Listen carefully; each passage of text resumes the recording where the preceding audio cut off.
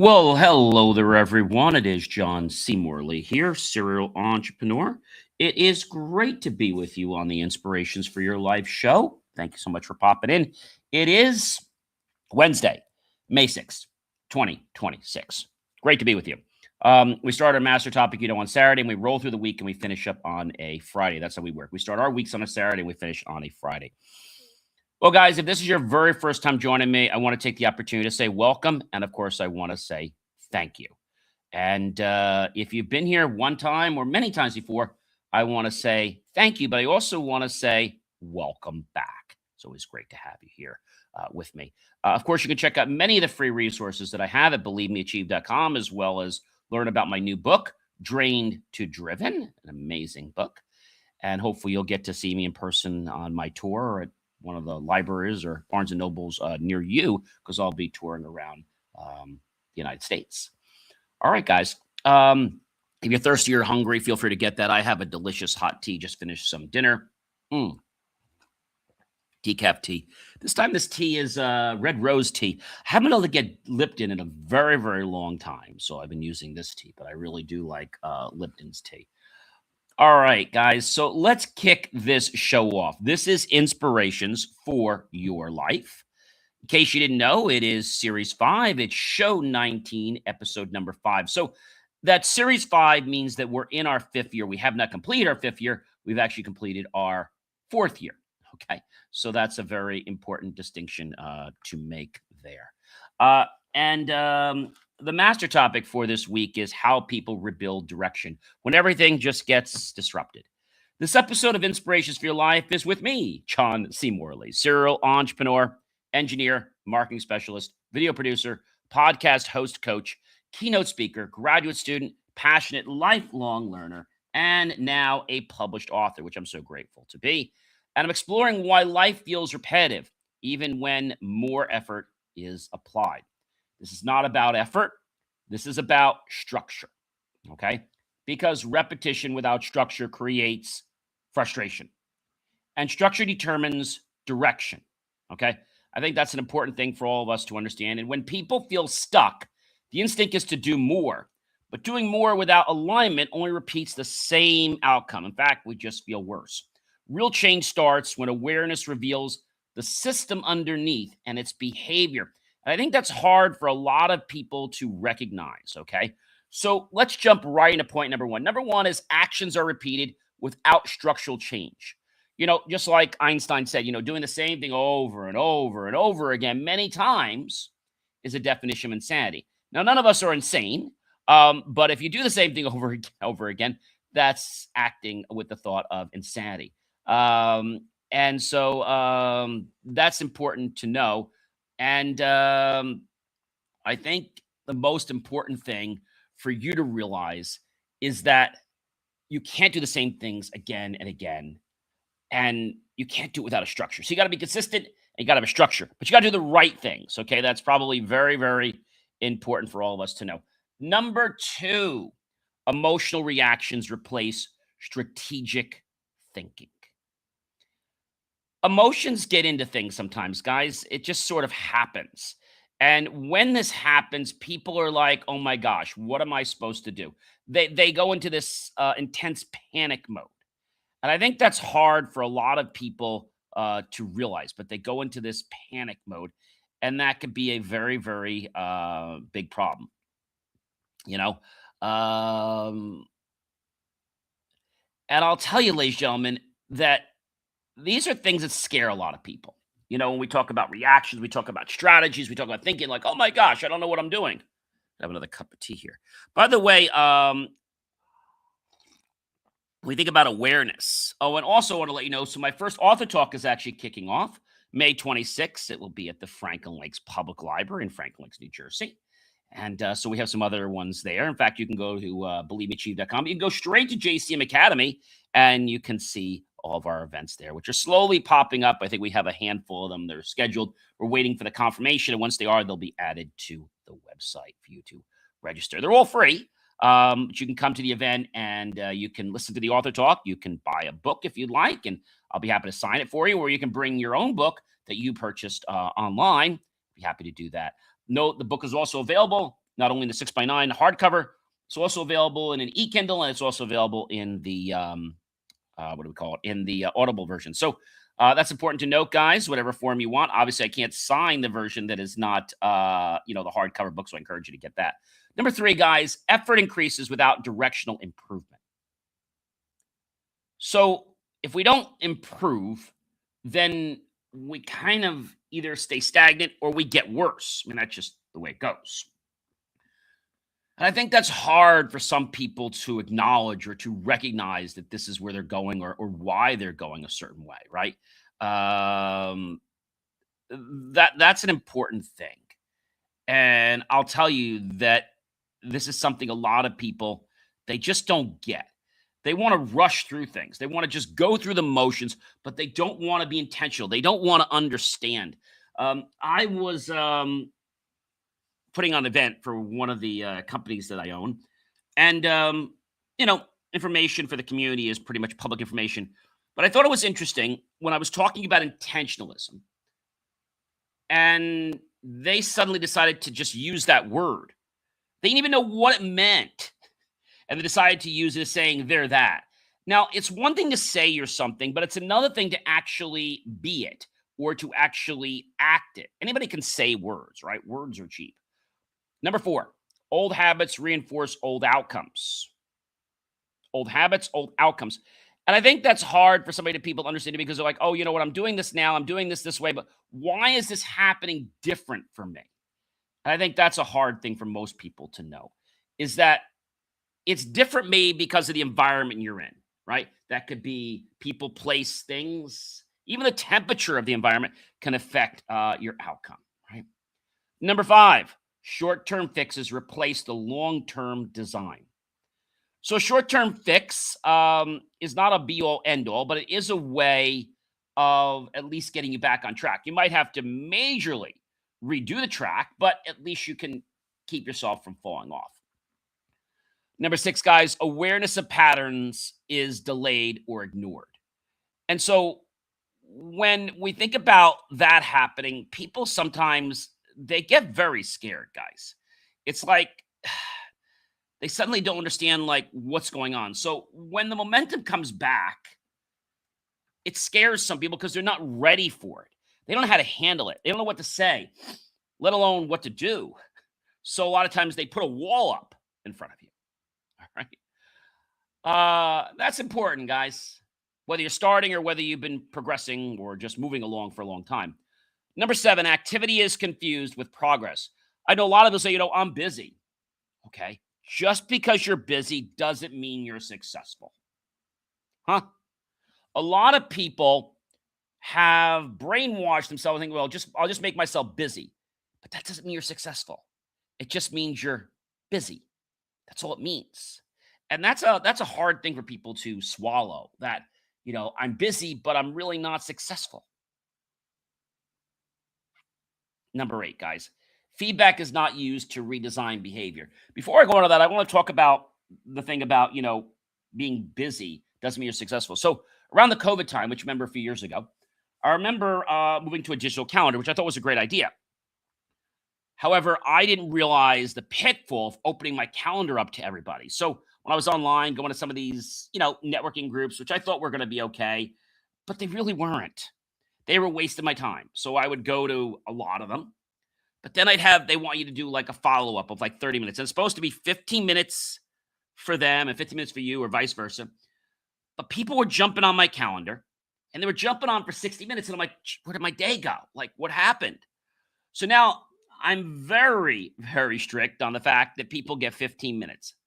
I offer them 30 if it makes sense, like for a podcast pre-chat. But 15 minutes is usually enough time. I had a meeting with a vendor today for a tech company, and they're a group that we resell for. They're a manufacturer.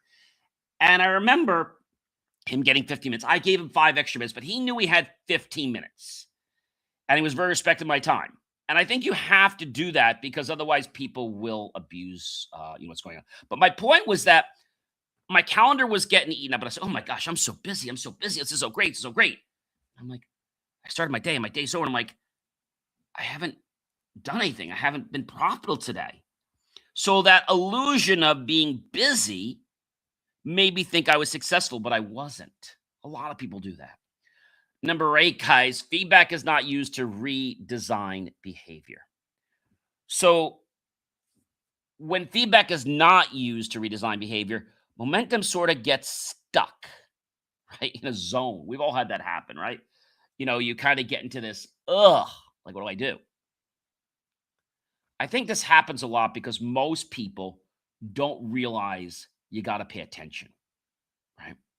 You got to pay attention to what is being said. I was talking to another vendor today that we work with, and they use us to basically they dispatch us out to their clients for different projects, and we have a system that screens the calls.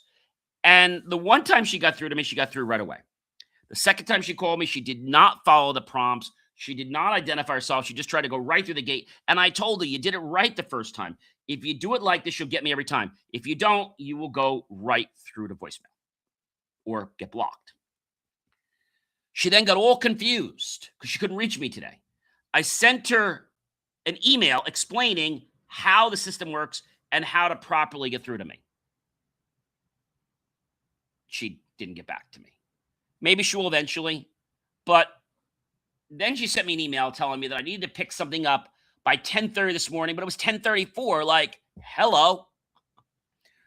One of my pet peeves is people expecting you to do something that's impossible, okay? So you need to be there at 9 o'clock, but by the way, it's 9:30. Yeah, but you have to be there now. Oh, I'm sorry, that doesn't work. Or people expecting something to happen now, but they don't want to respect the time continuum, the fact that they're going to get charged double or triple because now they're cutting into my time. At first, guys, repetition feels like motion, but motion is not progress. It's a cycle that continues. And cycles eventually feel, well, they feel like stagnation. And a lot of people out there will say to me, John, let the cycle, let it continue, let it move on. And when it moves on, you will get the answers that you want. Okay. Or you'll figure out that you're not in the right place at the right time. Okay. This is very, very important. But a lot of people, they blow right past this. Why? Because they think they can. And then it's like, oh my gosh, what am I supposed to do? And that's a very, very hard thing to acknowledge for some people. Very hard thing to acknowledge. They feel that as long as they're moving, that they're successful. But when I coach people, I'm like, the behavior needs to change. Just because I'm in the car and I'm driving and I'm moving doesn't mean I'm going in the right direction. There's north, south, east, west. And we break that down. There's even more to that grid of directions. Those are the basics. North, south, east, and west. You should have like northwest, southwest, etc. So if you're in the car and you're going one direction, assuming you're going straight, doesn't mean you're going the right direction. Because you might need to go a different way. A different way that can make you understand what the differences are. What the differences are. Does that make sense? And I think some people, for whatever reason, they don't realize what that means. And I say this in a very, very nice way because they just think they can do whatever they want. But the truth of the matter is, it takes energy away from you. And then you're going nowhere.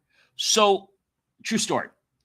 When we were going skiing, I was in, I was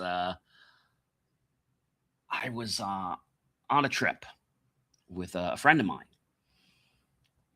And I remember we had to fly into Boise, Idaho. We were going to Jackson, Wyoming, but because the weather was so bad, Jackson Hole's airport closed down because, let's say, they're like a second world country when it comes to an airport because they just had lights. There was no radar. There was no nothing. And it was bad weather, so there's just no way they were keeping that airport open.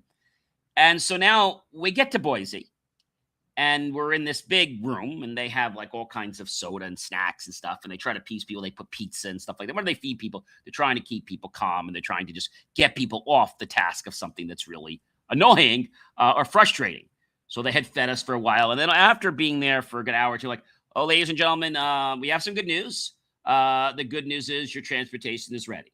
The bad news is it's not a plane; it is a bus. And we're like, oh, like we didn't know that we were getting off the plane to get on a bus. We had no idea.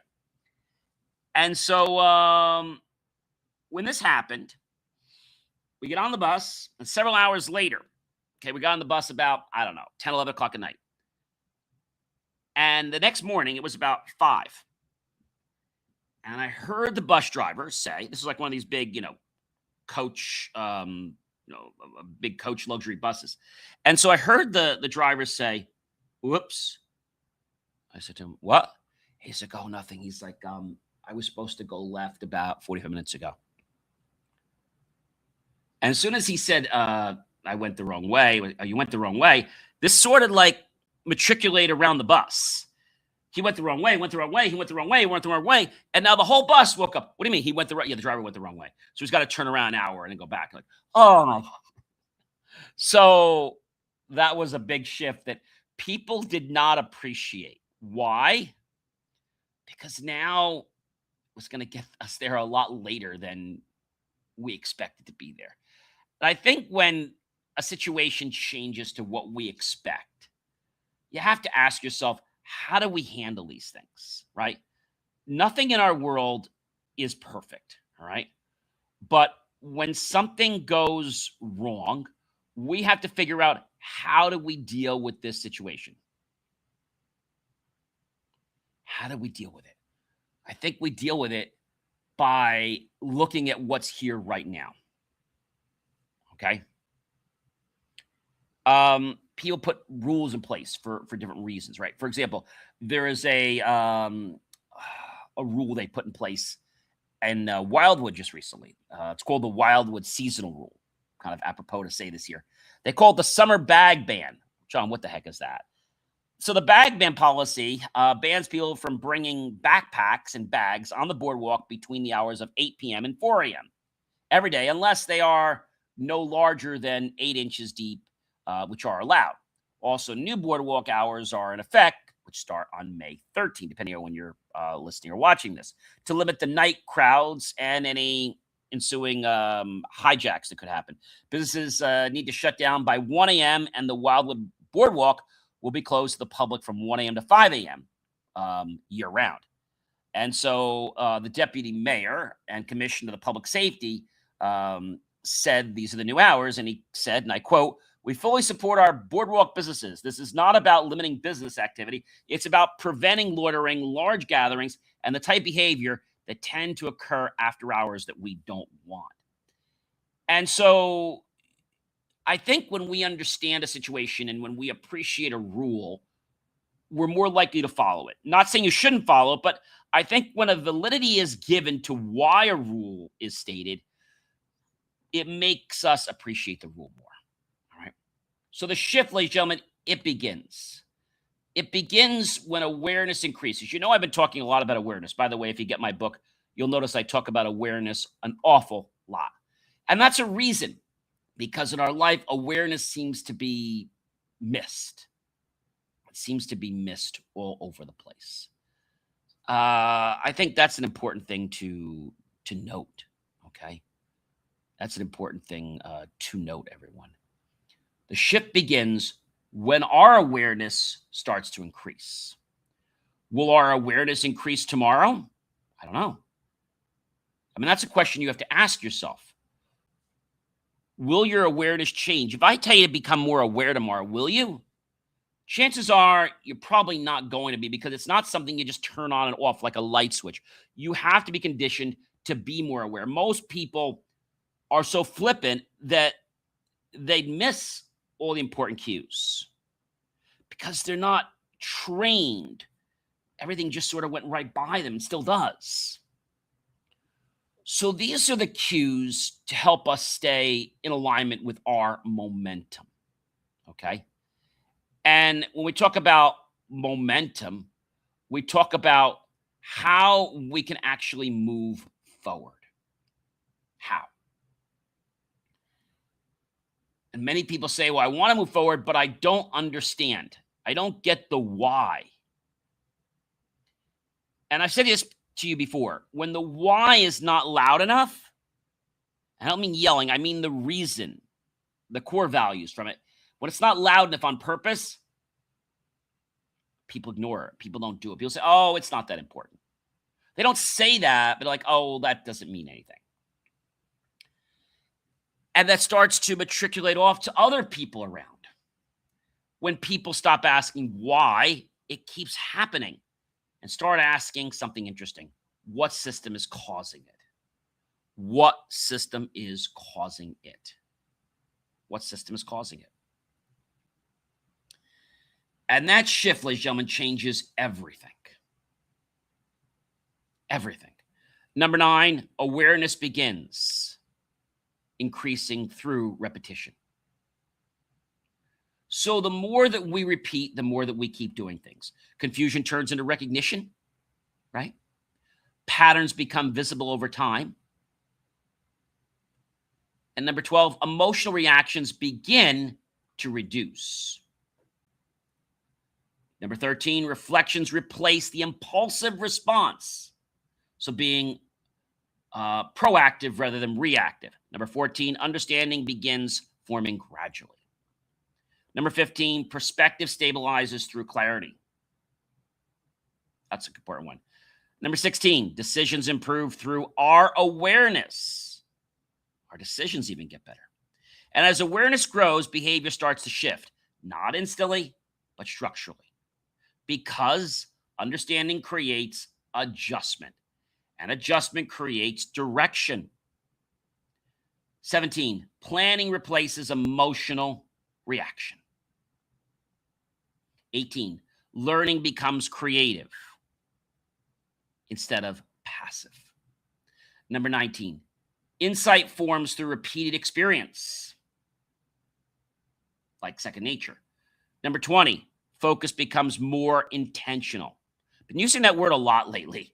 Number 21, thinking becomes more structured. Number 22, behavior aligns now with our awareness. Therefore, it's less likely to get off track or off course. Number 23, stability replaces the confusion that we once had. Number 24, confidence grows through our own understanding. At this stage, people stop reacting to life and they start observing it. That is the real turning point, guys, because observation creates space for our own redesign. Number 25, momentum begins to restart slowly, not quickly. Number 26, direction becomes more visible to us and to others. Number 27, control returns through structure. Number 28, growth becomes more consistent. Number 29, identity begins shifting through repetition. Repetition is a big key. Number 30, direction stabilizes through aligned behavior. Aligned behavior. So the core message of this episode today, in case you didn't get it, it's very simple. Life does not change because effort increases. Most people think it will, but it doesn't. Life actually starts to change because our structure changes. Our structure changes. And when the structure changes, our repetition breaks. When repetition breaks, a direction, a better direction, now becomes possible again. I think that's a very important thing to think about. What direction are you going in? Are you going a direction that you know about? Like when you get in the car, do you know you got to make a right and go down the highway north